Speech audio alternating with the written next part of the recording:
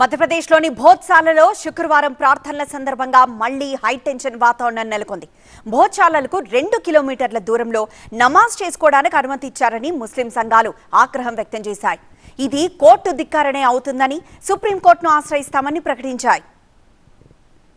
మధ్యప్రదేశ్లోని ధర్ భోజశాలలో శుక్రవారం ప్రార్థనల సందర్భంగా మళ్లీ హైటెన్షన్ వాతావరణం నెలకొంది. సుప్రీంకోర్టు ఆదేశాలతో ఆలయ ప్రాంగణం సమీపంలోని ఖాళీ ప్రదేశంలో నమాజ్ చేసుకోవడానికి ముస్లింలు తరలివచ్చారు. అయితే వివాదాస్పద కమల్ మసీద్ కు 2 కిలోమీటర్ల దూరంలో నమాజ్ కు అధికారులు అనుమతి ఇవ్వడంతో ముస్లిం సంఘాలు ఆగ్రహం వ్యక్తం చేశాయి. అధికారుల తీరుతో మధ్యాహ్నం 1 గంటకు జరగాల్సిన నమాజ్ మధ్యాహ్నం 3 గంటలకు నిర్వహించినట్టుగా వెల్లడించాయి. ఇది సుప్రీంకోర్టు ఆదేశాలను ధిక్కరించడమే అని ముస్లిం సంఘాలు చెబుతున్నాయి. దీనిపై మళ్లీ సుప్రీంకోర్టును ఆశ్రయిస్తామని స్పష్టం చేశాయి. అయితే హిందూ సంఘాలు మాత్రం భోత్సాలో యథావిధిగా సరస్వతి ఆలయంలో పూజలు నిర్వహించారు. వందలాది మంది భక్తులు భోత్సాలకు తరలివచ్చారు. శుక్రవారం హిందూ సంఘాలు భోత్సాలలో భారీ ర్యాలీ తీశాయి. భోత్సాల ప్రాంగణాన్ని పూర్తిగా హిందువులకే అప్పగించాలని డిమాండ్ చేశాయి. శుక్రవారం ప్రార్థనల సందర్భంగా ధర్లో పోలీసులు భారీ బందోబస్తును ఏర్పాటు చేశారు. ఎలాంటి అవాంఛనీయ సంఘటనలు జరగకుండా ముందుగా జాగ్రత్త చర్యలు చేపట్టారు. భోత్సాల కమల్ మౌలా మసీదు సముదాయం వివాదాన్ని సాధ్యమైనంత వేగంగా పరిష్కరించడానికి వీలుగా రోజువారీ విచారణకు తాను సిద్ధంగా ఉన్నానని సుప్రీంకోర్టు ప్రకటించింది. శుక్రవారం ప్రార్థనలు చేసుకునేందుకు ముస్లింల కోసం ఆ కాంప్లెక్స్ వెలుపల స్థలాన్ని కేటాయించాలని మధ్యప్రదేశ్ ప్రభుత్వాన్ని సుప్రీంకోర్టు ఆదేశించింది.